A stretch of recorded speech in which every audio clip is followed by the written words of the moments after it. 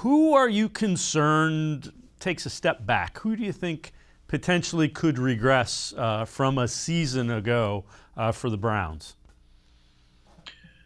Let's see. Well, obviously, you hope Mayfield continues to ascend, but there's going to be concern about the quarterback position on almost any team. But in the case of Mayfield, too, he's only going to be 4 years in. This will be season 4. So he's not a guarantee to keep cranking out quality seasons yet.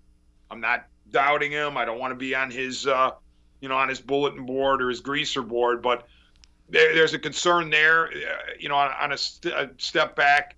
Let's see. Miles, I'm not worried about him. In fact, I think he's going to be even better because presumably COVID's in his rearview mirror. Jed Wills, 1 year in, I mean, maybe he takes a little step back on the offensive line, but I doubt it. Again, I'm not doubting Jed Wills. Let's see, anybody else that was over their skis? I mean, that's kind of the good news about this Browns team, Dave. I don't remember, and correct me if I'm wrong, too many players from last year who were eye-poppingly good where you said, oh my gosh, there's no way that this kind of season is going to be replicated. I mean, I'm searching through the levels of the defense. I'm searching through the levels of the offense. And Jarvis Landry, he'll do what he always does. I mean, he's a proven guy.